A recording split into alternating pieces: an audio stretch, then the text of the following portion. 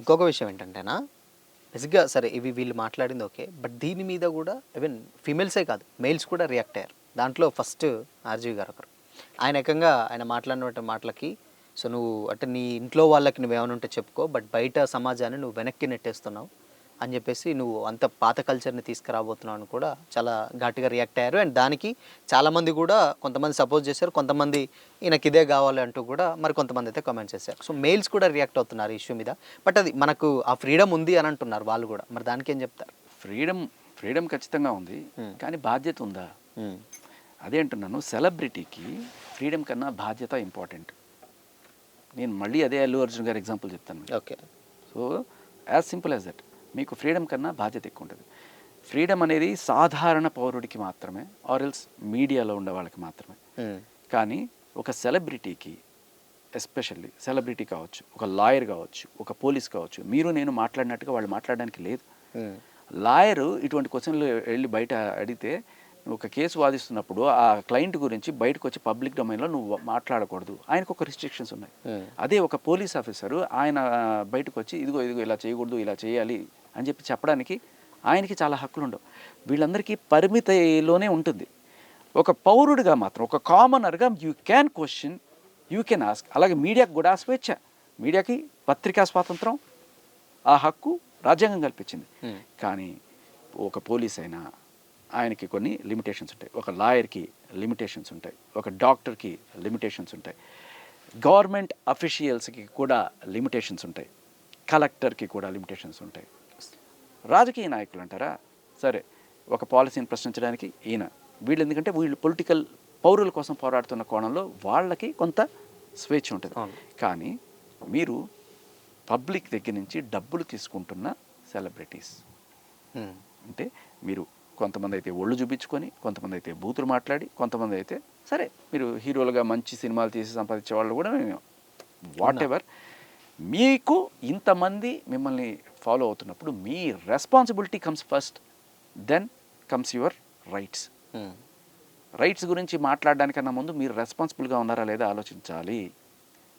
So ఇప్పుడు RGV గారు అందరికీ రైట్స్ ఉన్నాయని చెప్తారు. అవును. అది చెప్పడానికి మీరు లక్షల కోట్ల మందిని ఇన్ఫ్లుయెన్స్ చేసే ఒక ఇన్ఫ్లుయెన్సర్, అలాగే మీరు ఎన్నో సినిమాలు తీశారు. మీకు ఆ స్టేజ్ ఎప్పుడు వచ్చింది అంటే, జనాలు ఇవ్వడం బట్టే వచ్చింది. ఆ జనాలు మీకు ఎప్పుడు ఇచ్చారు స్టేచరు? శివ, క్షణక్షణం ఇలాంటి ఎన్నో అద్భుతమైన, సత్య లాంటి మంచి సినిమాలు మీరు తీసి జనాదరణ పొందారు.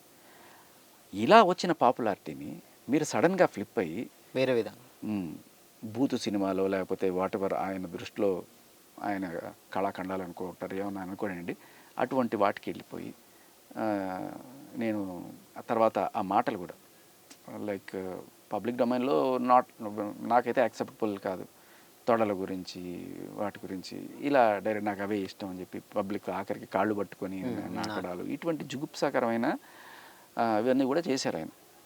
మరి పబ్లిసిటీ స్టంట్లో, లేకపోతే నా ఫ్రీడమ్ నీ ఫ్రీడమే, కానీ నువ్వు దానివల్ల లక్షల మందిని ఇన్ఫ్లుయెన్స్ చేస్తూ వాళ్ళని ఒక తప్పుదోవ పట్టిస్తూ ఒక కల్చర్ని, ఒక జనరేషన్ని చేస్తున్నావు అనే దాంట్లోనే ప్రాబ్లం. ఎస్పెషల్లీ మీ పోస్టు ఒక 30 ఏళ్ళు దాటిన వాళ్ళకి ఒక మెచ్యూరిటీ ఉంటుంది, అర్థమవుతుంది. బట్ మీరు చెప్పేవి టీనేజర్స్ మీద, లేకపోతే ఒక 18-25 లోపల కూడా వాళ్ళు కొంత మెచ్యూరిటీ ఉండదు, ఉడుకు రక్తం ఉంటుంది, ఇదే కరెక్ట్ అనుకునే వాళ్ళు ఉంటారు. సో వాళ్ళని ట్రబుల్లోకి లాగుతుంది. సో ఇవాళ రేపట్లో చైనా గవర్నమెంట్ కూడా పాపులేషన్ తగ్గిపోతుందని చెప్పి వాళ్ళకి రకరకాల రాయితీలు ఇస్తూ, ఇంకా పిల్లల్ని కానండి భరణాలు గిరణాలు అటువంటివన్నీ లేపేసి, అంటే పెళ్ళిళ్ళు చేసుకోవడానికి మగాళ్ళు భయపడుతున్న స్టేజ్లో వాళ్ళు అటువంటివి తీసుకొస్తున్నారు. ఆయన ఇంట్రెస్ట్ అయింది. ఆర్జీవి ఇంట్రెస్ట్ ఏంటి? He wants to see glamour. నేను చాలా పద్ధతిగా చెప్తున్నాను, ఆయన అయితే చాలా నాటుగానే చెప్తారు. అది ఆయనకి అది కావాలి, ఎవరికి ఆయనకి కావాల్సిన దానికోసం ఆయన పోరాడుతున్నాడు. ఇప్పుడు శివాజీ వచ్చి నిండుగా బట్టలు కప్పుకో అంటే ఆయనకి ఎంత నష్టం? చాలా నష్టం కదా ఆయనకి. ఆయన నష్టం, ఆయన లాంటి వాళ్ళకి ఎంతోమందికి నష్టం. కానీ నేనేమంటానంటే, సార్ మీకు బోళ్ళని చాయిసెస్ ఉన్నాయి. ఒకవేళ మీరు అదే చూసి ఆనందపడాలనుకుంటే, మీరు చెప్పినట్టుగా నేను పొద్దున్నే లేచి అదే చూస్తా, మధ్యాహ్నం కూడా అదే చూస్తా. So who will buy his point? మీరు ఇటువంటి సొసైటీని కోరుకుంటున్నారా? పొద్దున్న లేచి ప్రతి ఒక్కడు కూడా ఇది చూసి అంటే పూజా మందిరంలో అవి తీసేసి మీరు పెట్టుకున్నట్టుగా అందరూ కూడా ఇవే పెట్టుకోవాలని కోరుకుంటున్నారా? మేబీ అటువంటి వాళ్ళు ఉన్నారేమో, అటువంటి వాళ్ళకి మీరు చెప్పండి. కానీ అది దాటి ఎవరైతే ఇలా ఉండాలనుకుంటున్నారో వాళ్ళు they don't by this point. వాళ్ళకి కొంచెం ఆక్షేపణకరంగా అభ్యంతరకరంగానే ఉంటాయి. ఇప్పుడు ఎలా ఉంటుందంటే గొంగళి పురుగు సీతాకోక చిలుకలుగా మారడం వేరు, సీతాకోక చిలుక గొంగళి పురుగులాగా మారడం వేరు. ఈయన నిజంగా చెప్పాలంటే ఫస్ట్లో సీతాకోక చిలుకలనే చాలా చక్కగా అందరికీ ఎంతో అద్భుతమైన ఫ్యామిలీ బేస్డ్ కంటెంట్ అందించారు, అందరూ కూడా అప్రిషియేట్ చేశారు. తర్వాత ఆయన ఏం చేశారు మనందరికీ తెలుసు. బట్ మీకు రివర్స్లో చెప్తా, సిరివెన్నెల సీతారామ శాస్త్రి గారు, ఆయన అసలు ఒక ఐకన్లాగా ఒక దేవుడిలాగా భావించి మనం ఒకానొక టైంలో ఆయన కూడా అటువంటి పాటలు రాశారు. బాగుందమ్మో బత్తాయి కాయి అంటే ఆమె ఏం చేస్తావు చెయ్యి చెయ్యి, ఇది రాసింది శాస్త్రి గారు. Can you believe it? So ఎప్పుడో ఆయన అడిగారట, తర్వాత ఆయన ఇప్పుడు అటువంటి పాటలు రాయాలి. కొన్నాళ్ళు ఇనిషియల్ స్టేజెస్లో ఆయన రాశారు. సార్ మీరు కూడా అలా చేశారు కదా అని అడిగారు.